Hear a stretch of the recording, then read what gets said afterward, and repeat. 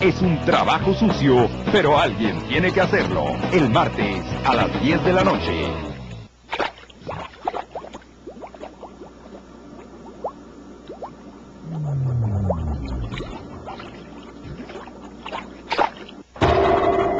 En las calles de Washington, D.C., una bomba mata a un ex embajador y a su asistente. A medida que el FBI se acerca a los asesinos, ellos amenazan a los agentes y a sus familias. El FBI está en medio de una cacería peligrosa a un asesino de sangre fría. Su objetivo es una de las presas más hábiles a las que jamás se haya enfrentado. Un criminal que planeó la muerte de un diplomático.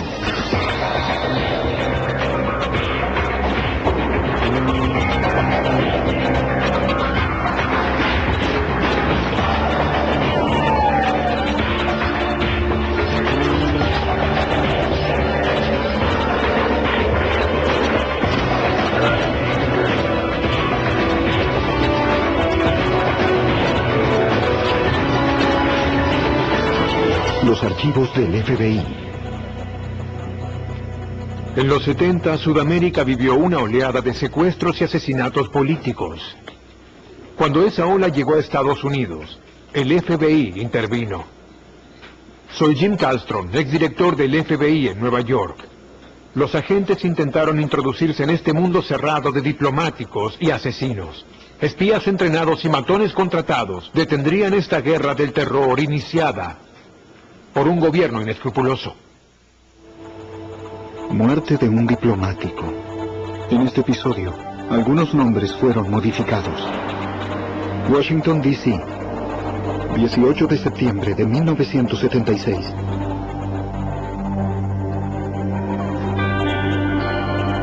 Un hombre prepara una venganza mortal para el mayor crítico de la nación. La víctima es el ex embajador chileno Orlando Letelier. Este resuelto socialista condenaba desde Estados Unidos al gobierno del dictador Augusto Pinochet. Pinochet había llegado al poder 3 años antes en un violento golpe. Letelier argumenta que el régimen chileno viola los derechos humanos y que le quitaron su ciudadanía chilena. Sus críticas abiertas provocan que un país europeo le niegue préstamos a Chile. En la medianoche del 19 de septiembre, el asesino se prepara para callar al diplomático para siempre. Debajo del automóvil de Letelier hay una bomba controlada por radio. Ahora, solo necesita la señal de radio correcta. 2 días después, Letelier sale a trabajar. Su asistente de 25 años, Ronnie Moffett, va en el asiento del acompañante. El marido de Ronnie, Mike, va atrás. El automóvil llega a la embajada.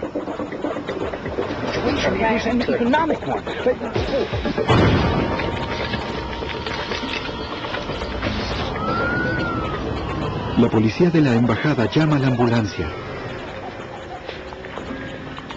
Orlando Letelier está casi muerto. La bomba le arrancó las piernas y tiene metal incrustado en el torso. Ronnie Moffett, también atravesada por una esquirla, lucha por respirar. Mike Moffett sale ileso, pero le preocupa a su esposa. Una ambulancia se lleva a Letelier justo cuando llega el FBI. Agente especial Carter Cornick. Cuando llegamos, la escena del crimen era absolutamente un desastre. ¿Y el auto? Estaban atendiendo a una mujer al costado de la acera. Lo siguiente que escuché, por encima del ruido, fue a un joven gritando, «¡Fue Dina!». Yo no tenía idea de qué o quién era Dina. Según la ley, el FBI investiga los ataques a políticos extranjeros. El agente Cornick queda a cargo del caso. Primero debíamos tener bajo control la escena del crimen. que es algo sagrado. Es única, solo está una vez. Y lo que se hace en la escena del crimen determina a menudo el resultado del caso. El agente Cornick pide más agentes, incluso expertos en bombas, para que reúnan toda la evidencia posible. Nos ayudaron mucho. Había más de 150 agentes en la escena del crimen. Incluso había expertos forenses. Y esa parte de la escena del crimen estaba a cargo del director de la unidad de explosivos, según mi pedido. Durante la búsqueda, desde el hospital, le avisan al FBI que Orlando Letelier y Ronnie Moffett murieron. El caso pasa a ser un asesinato. En el juzgado del Distrito Federal, el fiscal general decide que este asesinato político debe manejarse con cuidado y urgencia.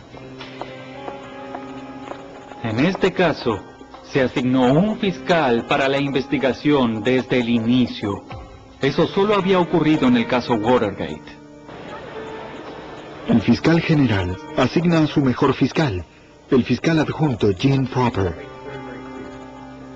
Fue un asesinato atroz y quería resolverlo, para advertirle a la gente que aquí no permitiríamos esas cosas. No me interesaba si Letelier era socialista, comunista o de derecha. Lo asesinaron brutalmente en las calles del distrito de Columbia con una joven que tampoco merecía morir. El segundo día, los investigadores buscaron motivos del asesinato. El motivo principal parecía ser un asesinato político bajo las órdenes de un gobierno extranjero. El Departamento de Estado dijo que al gobierno militar de Chile le preocupaba que él hubiera sido responsable en persona de detener los préstamos que llegaban al país.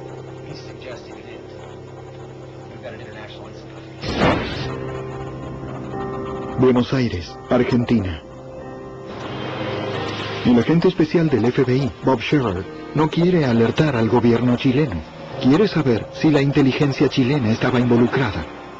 Su fuente argentina le habla de un programa secreto llamado Operación Cóndor.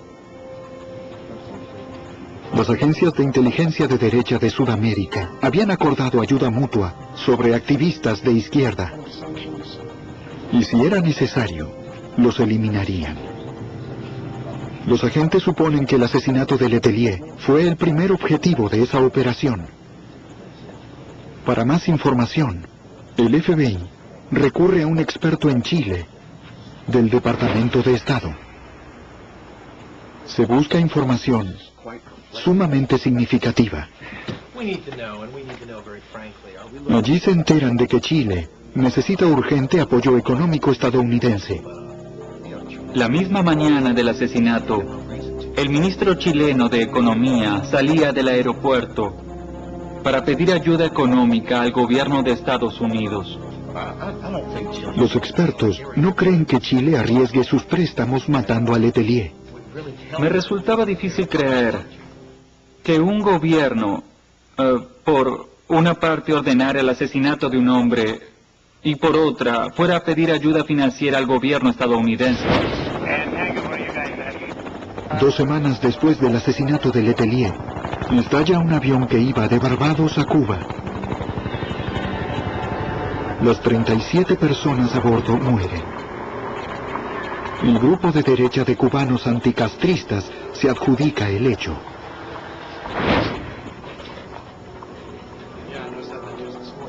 Por el momento en que ocurre el hecho, los investigadores se preguntan si los cubanos anticastristas no estarán involucrados en el asesinato. Letelier era socialista, admirador de Fidel Castro.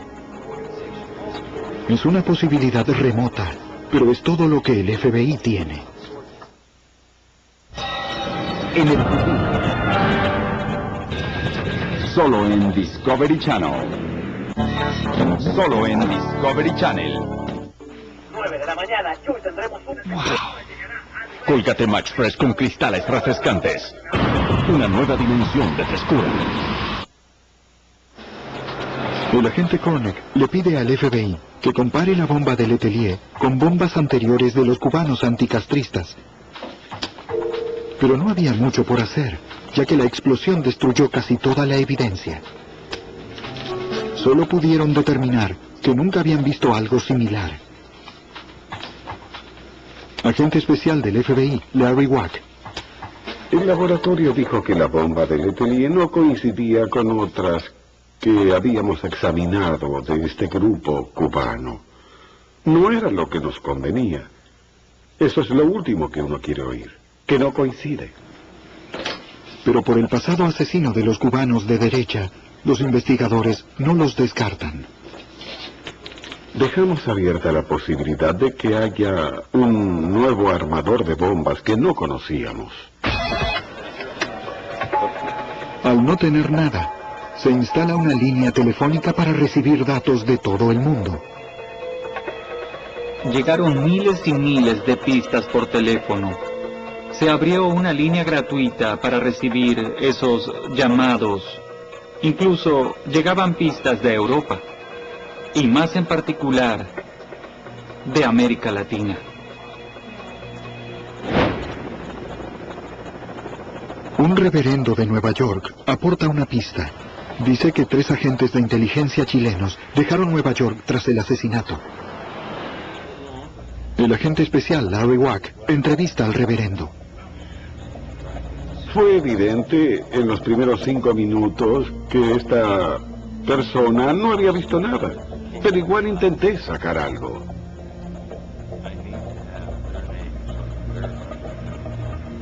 El reverendo lo supo por unos amigos, pero no dirá sus nombres.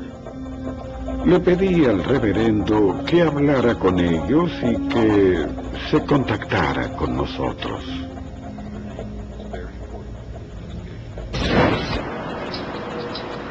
Mientras espera, el agente Wack va al aeropuerto Kennedy.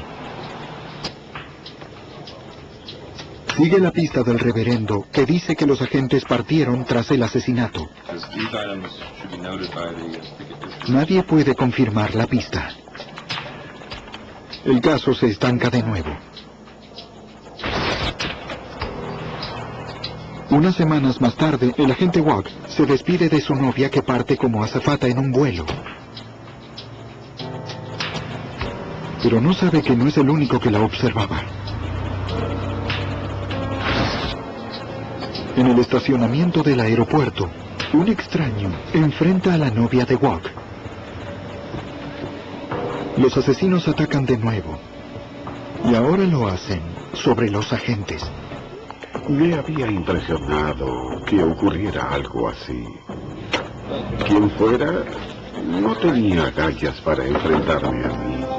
Tuvo que buscarla a ella. El agente Wack cree que debe de haber entrevistado a alguien cercano a los asesinos. No sé qué habíamos hecho, pero estábamos cerca. Ahora volveríamos atrás y veríamos qué habíamos hecho, en especial qué había hecho yo, con quién había hablado, para ver de dónde venía la amenaza.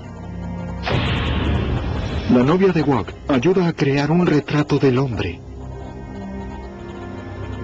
Los agentes muestran el dibujo a los inmigrantes chilenos de Nueva York para ver si lo reconocen.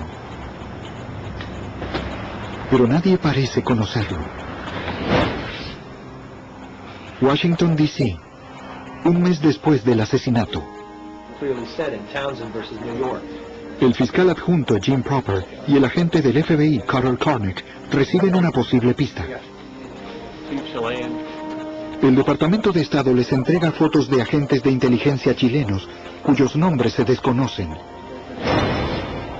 Un mes antes del asesinato, en la Embajada Americana en Paraguay, 2 chilenos pidieron visas para pasaportes evidentemente falsos.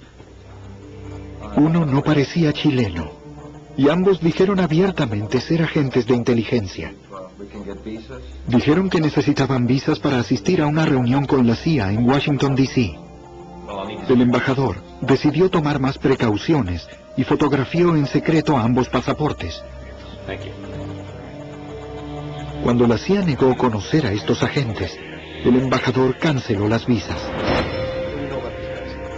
Los investigadores creen que podían relacionarse con su caso. Agente especial del FBI, Carter Koenig. Teníamos las fotografías, pero no sabíamos quiénes eran. Si los hubiésemos identificado entonces, habríamos avanzado en el caso. Unos días después, reciben una pista que apunta a Cuba.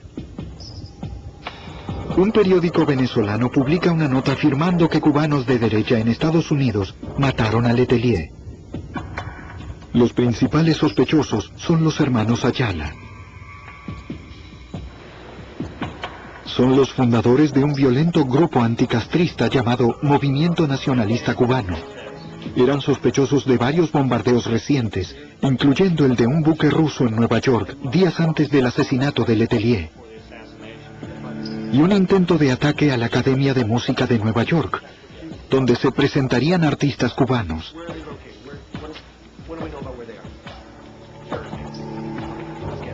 El FBI se pregunta si los hermanos Ayala no estarán relacionados con el socialista chileno Letelier. En un vecindario cubano de Nueva Jersey, los agentes buscan a Enrique Ayala para investigarlo. Cuando le preguntan dónde estuvo el día del asesinato de Letelier, la respuesta de Ayala es extraña. Mi carta ganadora, mi as bajo la manga. A los investigadores de Washington les resulta sospechoso. Fiscal adjunto Jim Proper. Cuando oyes algo así, enseguida te preguntas qué es lo que quiere esconder. Proper pide al FBI que cite a Ayala a prestar declaración. Si no eres estadounidense, no estás obligado a hablar con la policía ni con el FBI. Si el FBI te enfrenta, puedes negarte a hablar. Pero estás obligado a declarar ante el gran jurado si es que te citan. Los agentes presentan la citación para Enrique Ayala. FBI. La esposa de Ayala dice que no sabe a dónde fue.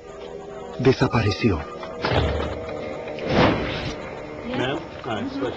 Los agentes interrogan a los cubanos anticastristas para que entreguen a Ayala. La presión finalmente hace que Ayala se presente. En la oficina de Proper, en Washington, Ayala declara que no está vinculado a la muerte de Letelier.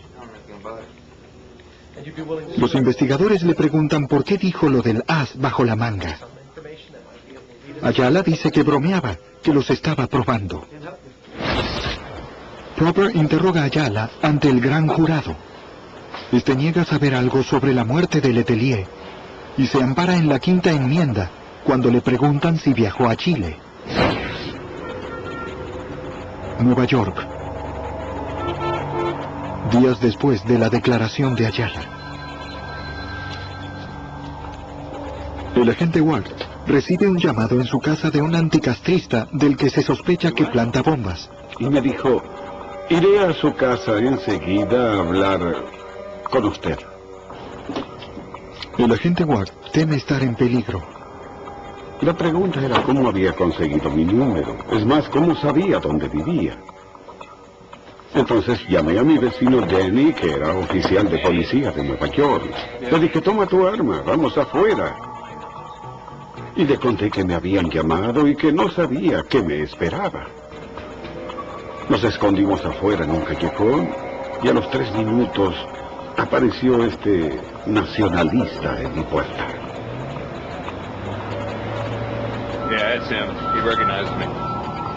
Tuvimos un altercado en mi casa donde nos decía que él no tenía nada que ver con las amenazas a mi novia y que por qué no dejábamos a su grupo en paz. Le dije que la próxima vez que se presentara en mi casa se iría dentro de una bolsa de la morgue. La situación me había puesto muy nervioso.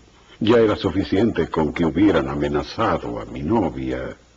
Ahora estos asesinos venían a mi casa. Entonces, te preguntas qué viene después. El lugar de retirarse, Wack presiona más. Si los cubanos están nerviosos, el FBI debe estar cerca de descubrir su conexión con el asesinato y quién puso la bomba. Wack persigue a los cubanos, recabando toda la información posible. Si creían que presionando el FBI no investigaría, se equivocaban, porque investigaríamos más. La gente que interroga le da la espalda y hasta lo insulta. Pero sigue buscando pistas. Finalmente, a 5 semanas del asesinato de Letelier, Wack encuentra un exarmador de bombas cubano que quiere hablar. Podría ser una pista importante. Lo que más lo perturbaba no era que Letelier hubiera muerto. Lo que no soportaba era pensar en la muerte de Ronnie Moffitt. Eso rebasó. El armador de bombas dice que Enrique Ayala, el líder del grupo anticastrista, se reunió varias veces con un contacto chileno secreto. Dice que los cubanos querían el apoyo del gobierno de derecha chileno. Wack utilizó esta información para interrogar a otros informantes. Le dijeron que Ayala se encontró con un chileno alto y rubio, de apariencia militar. Un informante le dijo que los nacionalistas lo llamaban el Flaco. Wack confirma el vínculo entre el agente chileno y el movimiento nacionalista cubano. Ahora sabíamos que un agente chileno se había contactado con los nacionalistas. Y sabíamos que los nacionalistas tenían un historial de varios años relacionado con bombas. Así el caso ya empezaba a tomar forma, pero faltaba. El FBI enfoca su investigación en Santiago de Chile. El agente especial Bob Shearer sigue a Wack en la búsqueda del vínculo entre Enrique Ayala y el oficial chileno. El representante de la Interpol en Chile le dice que Ayala estuvo en Chile hace 2 años y que quizá se vio con el gobierno chileno o con el servicio de inteligencia.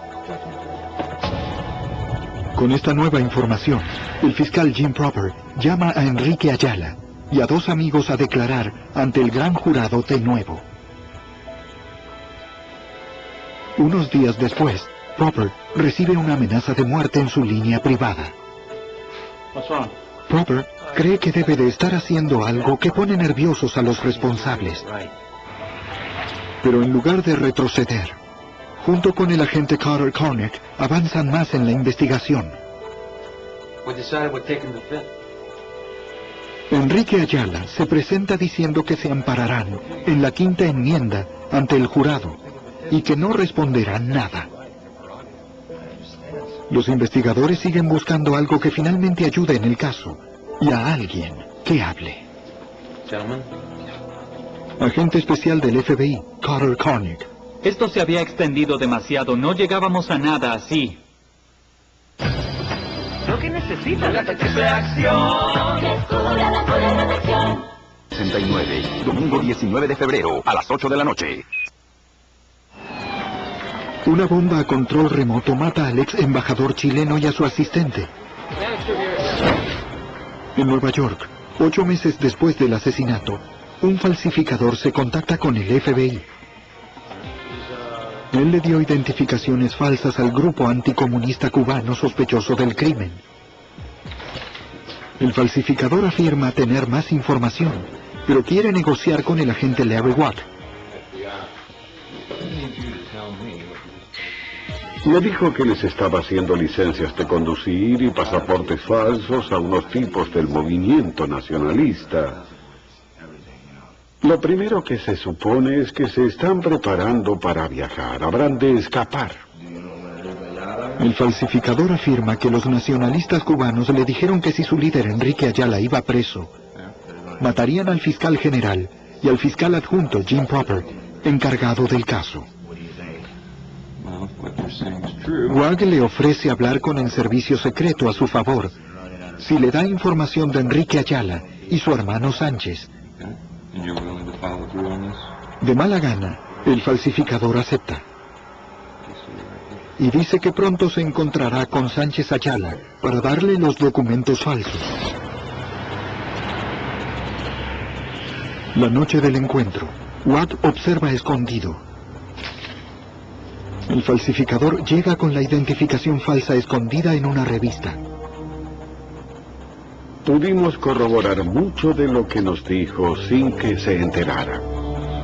Cuando ven salir a Ayala con la misma revista, el FBI sabe que su informante les decía la verdad. Quizá los Ayala los conduzcan a su contacto chileno. Popper llama a declarar nuevamente a Enrique Ayala, pero este no se presenta. El FBI no lo encuentra.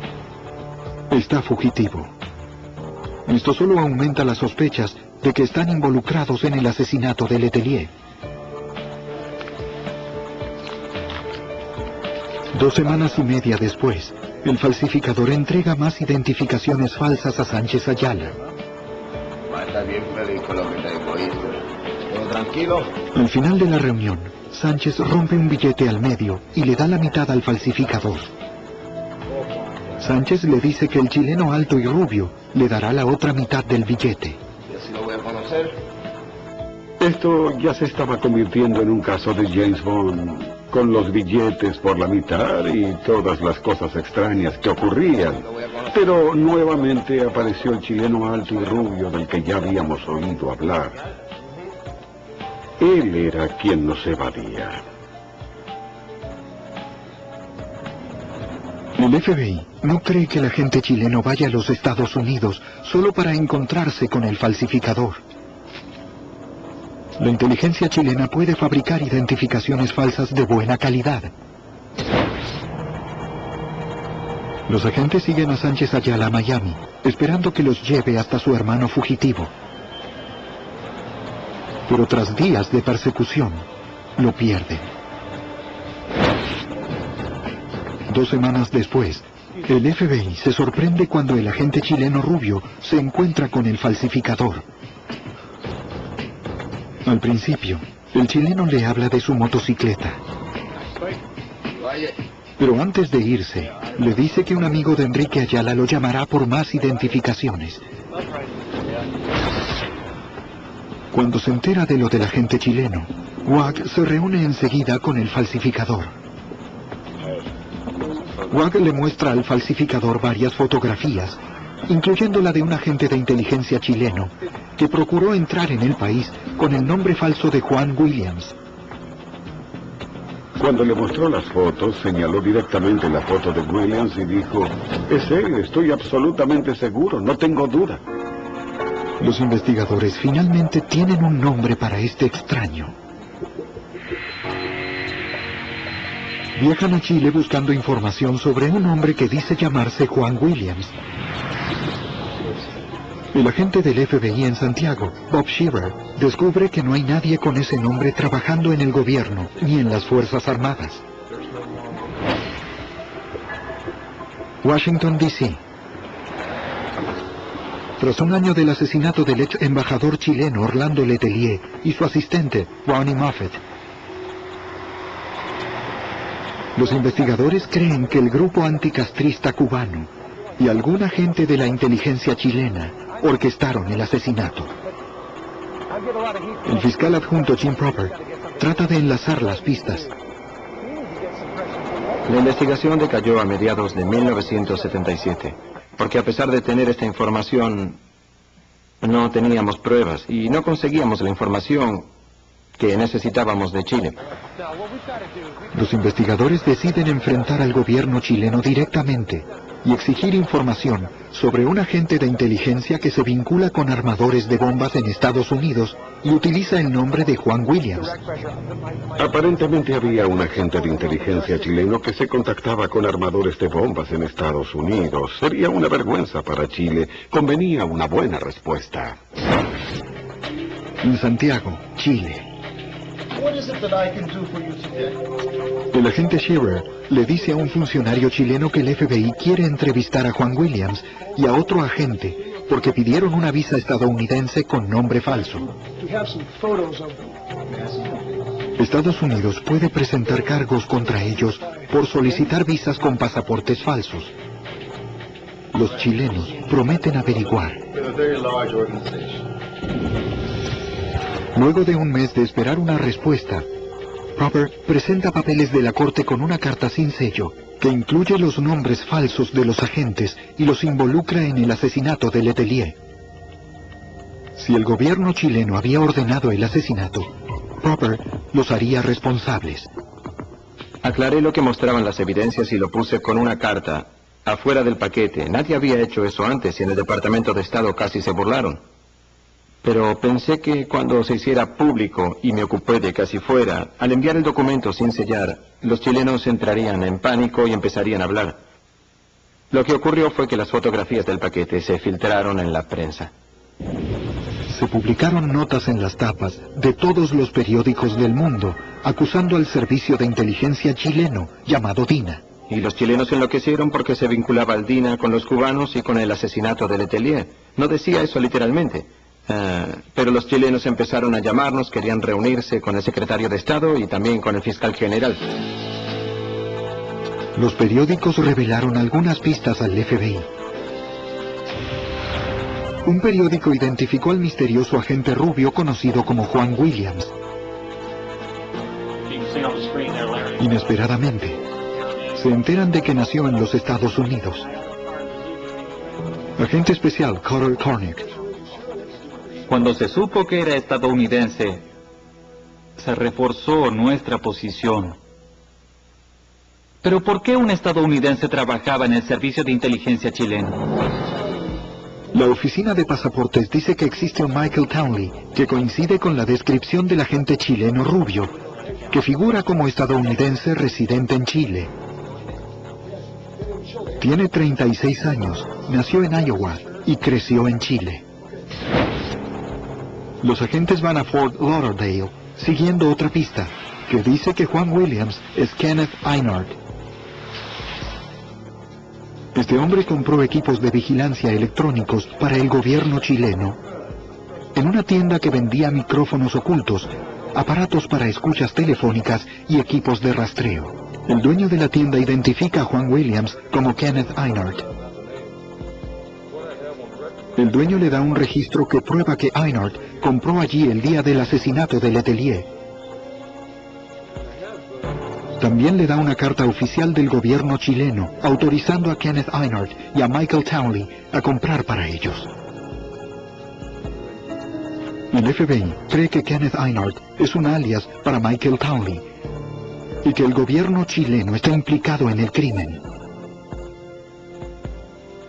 Ahora, el FBI tiene al primer sospechoso concreto del caso. Al día siguiente en Nueva York, Wag se encuentra con el falsificador que ahora es informante. Había observado al grupo anticomunista cubano, sospechoso de colaborar con el gobierno chileno.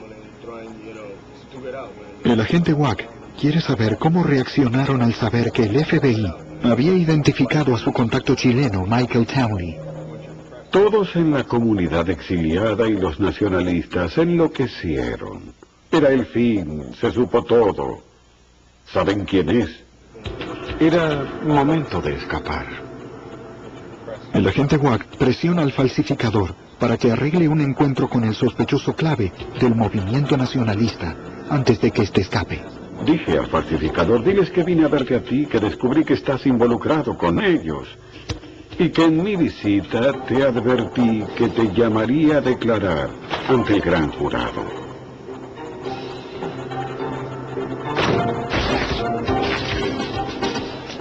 El plan funciona, y durante el encuentro, el falsificador le pide un consejo. El sospechoso le dice que se ampare en la quinta enmienda y que no hable. El falsificador insistía en saber por qué. Fuimos nosotros, hablaba del asesinato de Letelier. Fuimos nosotros, lo sabían. Solo faltaban las pruebas. El FBI ahora tiene un informante que sabe que los nacionalistas confesaron. Pero aún necesitan evidencia que vincule a los cubanos con Michael Townley. No podíamos implicarlo. No teníamos evidencia de que hubiera participado, pero sabíamos que así había sido, porque era el mismo chileno rubio que trataba con el movimiento nacionalista, que se hacía responsable de la muerte de Letelier, y ahora escapaban de nosotros. El fiscal adjunto Jim Proper y el agente especial Carter Cornick intentan unir las evidencias. Una cosa es tener una fuente en la que no confías un 100%, y otra cosa es tener una prueba concreta. Los investigadores necesitan desesperadamente que alguien coopere y confiese lo que ocurrió. Esperan que sea Michael Townley, pero primero deben hallarlo. A continuación iríamos a Chile para obligar al gobierno chileno a cooperar con nosotros, a cooperar con la investigación. El hecho de que hubieran solicitado pasaportes falsos para ir a Estados Unidos una semana antes del asesinato era importante para nosotros.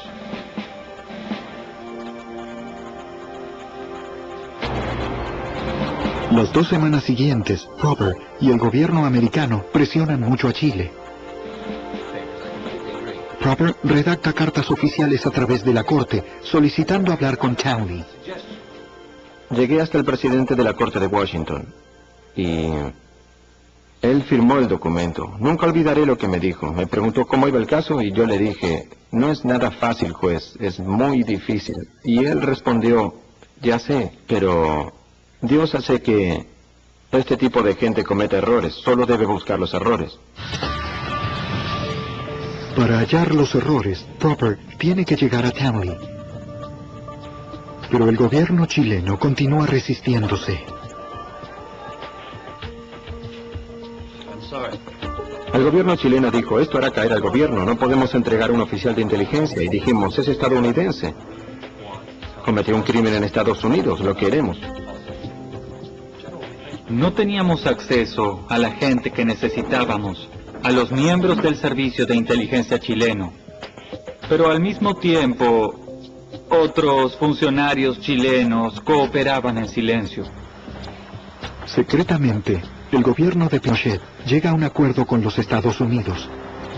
Ellos entregarán a Townley si Estados Unidos promete no usar su testimonio contra Chile. Aceptan. Al día siguiente, la policía chilena lleva a Michael Townley de paseo. Él espera que el servicio de inteligencia lo proteja, o quizá hasta le dé unas vacaciones en un lugar lejano. Ni se imagina lo que le espera.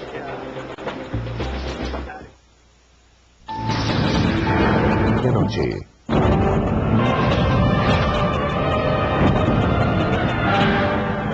En Discovery Channel.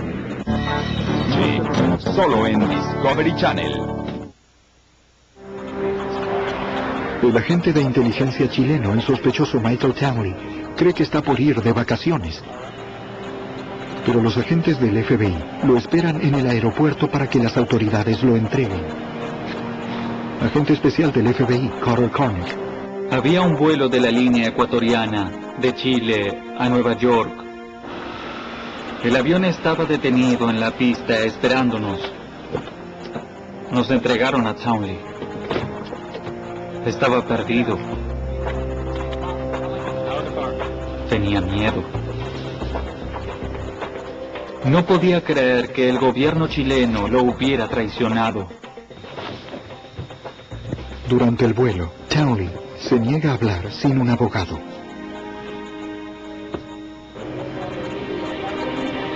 Cuando llegan, el FBI retiene a Townley en la base marina de Quantico, Virginia. El sospechoso de matar al diplomático chileno contratando a gente de la derecha cubana. Pero el único cargo que tienen en su contra es el de llevar un pasaporte falso. Townley se encuentra con su abogado, mientras que el fiscal Jim Proper se prepara para las negociaciones. Y sería muy difícil, porque no teníamos pruebas de asesinato en su contra. Nosotros no teníamos ningún caso más que el uso del pasaporte falso. Miami, Florida. Hey man, hold on. That's Ayala. La policía de Miami le dice a los agentes que vieron a un hombre vinculado con Townley, el líder nacionalista Enrique Ayala. You're Enrique Ayala, aren't you? No, sir. Please take off your sunglasses. This is my identification, sir. ¿Seguro que sí? El agente Cornick y el fiscal Proper usan el arresto de Ayala y de otros nacionalistas para presionar a Townley. Enrique Ayala has been arrested. Le dijimos a Townley y a su abogado, se acabó su tiempo, atrapamos a los cubanos y negociaremos con el primero que quiera hablar. Sabíamos que los cubanos jamás hablarían, pero no se los dijimos. Townley debía creer que sabíamos qué pasó. Lo habíamos atrapado y estaba en Estados Unidos. Debía pensar que teníamos más información. Pero lo único que teníamos era un pasaporte falso y testimonios de que se había reunido con los cubanos, pero salvo que Townley o los cubanos hablaran, no teníamos lo suficiente para abrir un caso. Tras horas de negociar, Townley acepta cooperar a cambio de una sentencia de 10 años. Este declara que trabajaba como agente experto y asesino para la inteligencia chilena. Trabajaba para la policía secreta chilena, dirigida por un general, y consideraba sus asesinatos órdenes legítimas de su gobierno. La policía secreta chilena quería matar a Letelier, porque él hablaba desde Estados Unidos y creaba alboroto contra el gobierno de Pinochet. Se reunía con diputados, senadores, hablaba en todo el mundo. Y el gobierno de Pinochet era muy represivo, era de derecha, y Letelier sabía hablar muy bien, y eso les traía problemas. Ese no fue el primer asesinato de Townley. Como experto en electrónica y en bombas, Townley ayudó a cometer asesinatos en Sudamérica, América del Norte y Europa. Este era el hombre más peligroso que jamás conocí. Un hombre que se jactaba de su habilidad para armar bombas, para matar gente. ¿Y cuál fue su motivo? Letelier era un soldado, yo era un soldado. Townley dice que armó la bomba en una habitación de hotel y que la colocó en el auto de Letelier de noche. Los cubanos estaban ansiosos por vincularse al gobierno chileno y aceptaron cooperar. Townley encargó a los cubanos detonar la bomba. Luego se fue a Florida, dejando el control remoto a 2 cubanos. Dice que no sabe quién la detonó. A los cubanos no les interesaba Letelier. Querían relacionarse con la policía secreta chilena por varios motivos. Chile les ofrecería un refugio cuando tuvieran que escapar de Estados Unidos. Tenían una ideología política muy similar, muy de derecha, y podrían conseguir apoyo material o quizás dinero de Dina. Para probar la historia de Townley, el FBI compra un auto idéntico y le hace construir la misma bomba. Todo esto se filmó para que el FBI lo usara en el juicio. Hasta colocamos la bomba debajo del auto. Todos los componentes eran idénticos. El auto era el mismo. Pero la pregunta era, ¿el resultado de esto sería el mismo? No lo sabíamos. Stand by for detonation.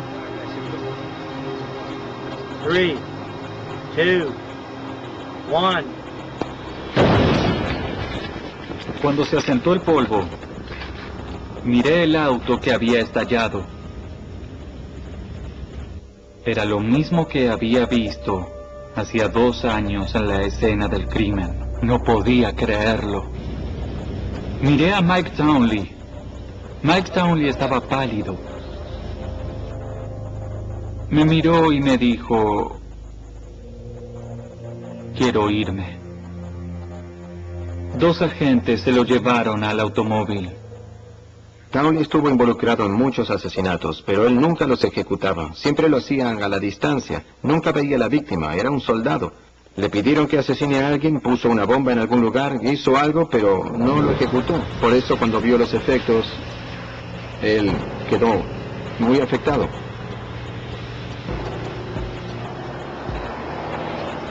Dos años y medio después del asesinato de Letelier, los hermanos Ayala y un socio van a juicio. Las fotos de los 2 autos destruidos son la evidencia concluyente. El parecido era increíble.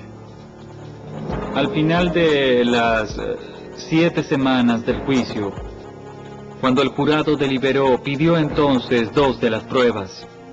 Una era las fotografías de los autos. 1 hora después los declararon culpables de todos los cargos. El juzgado sentencia a muerte a Enrique y Sánchez Ayala por conspiración. Pero en un nuevo juicio, sus condenas se anulan por aspectos técnicos. En los siguientes 20 años, otros 2 nacionalistas anticastristas y 3 oficiales chilenos van presos por el asesinato de Letelier. El agente del FBI, Carter Cornett, considera el asesinato de Letelier una trágica equivocación. Creo que lo asesinaron por 2 motivos. Uno, el conocido, era por haber detenido los préstamos de dinero de Holanda a Chile. Y el otro, porque lo consideraban una amenaza, pero no lo era. Los militares chilenos creían que Letelier estaba conformando un gobierno en Estados Unidos.